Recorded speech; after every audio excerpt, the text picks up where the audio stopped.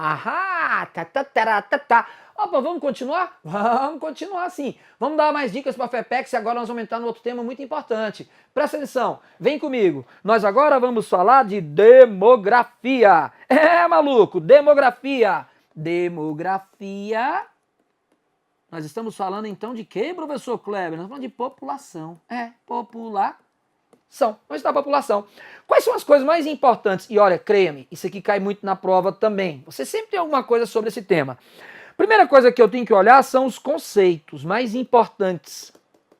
Conceitos mais importantes dentro de população. São eles, né? O conceito de população absoluta e população relativa. Outro conceito, crescimento vegetativo. Outro conceito que às vezes também pode aparecer, né, que são a questão envolvendo as taxas. Taxa de fecundidade, taxa de idade, taxa de fertilidade. Essas são as que mais aparecem. Vamos lá, olha só, rapidamente. Vem comigo. População absoluta, o número de habitantes de um lugar. Pronto. O Brasil tem 200 e poucos milhões de habitantes, 201 milhões de habitantes, população absoluta. Ops, oi, voltando. População relativa, ou também chamada de densidade demográfica, é a população dividida pela área. Então eu pego a população do Brasil, divido pela nossa área, você vai encontrar uns 24 habitantes por quilômetro quadrado. Crescimento vegetativo é a diferença dos que nascem, taxa de natalidade, pelos que morrem, taxa de mortalidade. Aí eu tenho crescimento vegetativo. Se eu acrescentar aí as migrações, eu tenho crescimento natural. Bacana. Taxa de fecundidade, número médio de filhos por mulher. Taxa de fertilidade. Ah, cuidado. Taxa de fertilidade é o quê?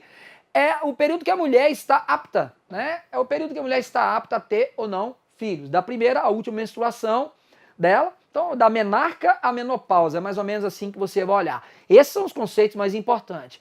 Associando população absoluta a populoso, população relativa ao tema povoado, enfim, essas são algumas situações importantes. Vem comigo. Então, esses aqui são os conceitos mais importantes que a gente chama atenção e podem aparecer numa prova.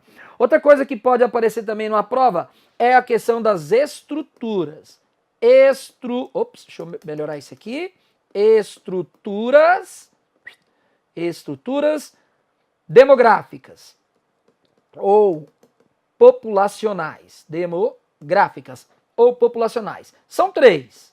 A estrutura sexual, a estrutura sexual é uma, a estrutura etária, então deixa eu melhorar isso aqui, dois então, né, desculpa, estrutura etária, e uma terceira estrutura, que é a estrutura econômica. Essas são as três estruturas. A estrutura sexual, ela vai verificar os gêneros. Né? Se é masculino, né? Ou se é feminino. Então, masculino e feminino. A estrutura etária, ela vai olhar as idades. E aí é legal você trabalhar com a ideia da pirâmide etária, né? Uma pirâmide etária, às vezes uma pirâmide ela tem um desenho diferente da outra. Por exemplo, ó, essa pirâmide aqui, ela tem mais gente aqui na sua base. Isso aqui, a primeira parte é a base de uma pirâmide. Aqui é o meio, aqui é o ápice. Na base está o jovem, no meio está o adulto, no ápice está o velho, né? A outra coisa que uma pirâmide tem é o lado direito ou esquerdo, por exemplo, ó, aqui são os homens, aqui são as mulheres, ó, mulheres, homens. Você vê nessa pirâmide aqui, ó, essa daqui, essa segunda pirâmide, essa que eu estou apontando agora, você tem menos jovens e já tem mais pessoas mais velhas. Então a pirâmide etária é importante. A do Brasil estaria mais para esse modelozinho aqui, caminhando para esse, né? E já foi isso aqui lá pela década de 1970, era mais ou menos assim, ok? A estrutura econômica, então nós vamos ver aqui basicamente os setores. Então nós vamos olhar aqui os setores econômicos. Setor primário, setor não é secundário, é secundário e o setor terciário. Lembrando que no primário é o quê? É agropecuária, claro, e extrativismo.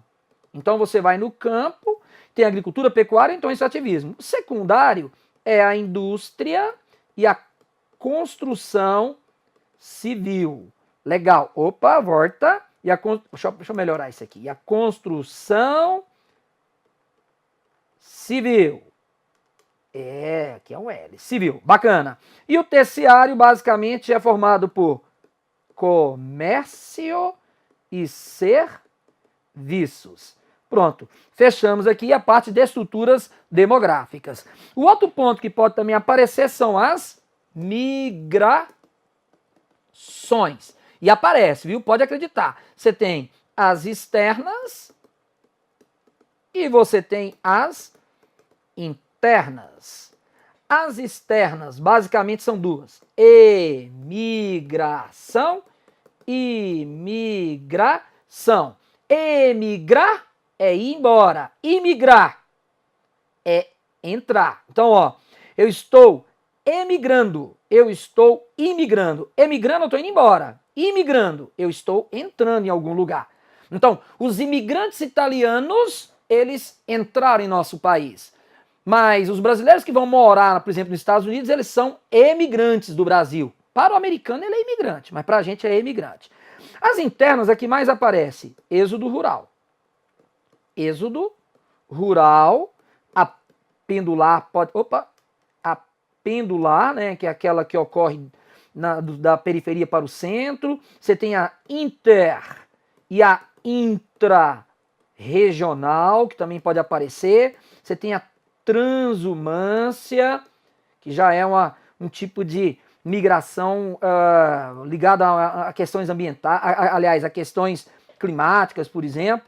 Então, o êxodo rural, a saída do homem do campo para a cidade. O movimento pendular é o movimento diário dentro da cidade, centro-periferia. A inter-regional é de uma região para outra. A intra é dentro da mesma região. E a transumância está ligada a elementos climáticos. Essas são as que mais aparecem. Em população, esses são os temas mais comuns. Presta atenção, olha aqui. Então, falou em população, isso daí a chance de aparecer é muito grande. Pode ser que o cara cobre também a questão, por exemplo, de IDH, que é o Índice de Desenvolvimento Humano, que ele vai ver a questão, lembrando inclusive do IDH, só para a gente fechar aqui já, que eu comentei, ó, IDH, o Índice de Desenvolvimento Humano, ele trabalha 3 coisas. Ele trabalha expectativa de vida, ele trabalha escolaridade, e ele também trabalha uma terceira coisa importante, que é a renda. Lembrando, olha só, vem aqui comigo, o Brasil, por exemplo, agora ele está na 85ª posição, nosso IDH é o 0,730, quer dizer, tem 84 países melhores que a gente, em quase 200, mas tudo bem. A expectativa de vida do brasileiro hoje está em torno de 75 anos. O homem em torno de 69 para 70 e a mulher em torno de 77 para 78. A escolaridade do brasileiro é de 7,2 anos, o ideal que seria basicamente em torno de 14. E a renda nossa é em torno de 11 mil dólares per capita, que a gente chama de renda nacional bruta. Basicamente, isso aí é o que nos caracteriza. O nosso IDH é alto. Mas acima do alto tem o altíssimo, né? Ou seja, a gente poderia estar um pouquinho melhor. Obrigado, até a próxima.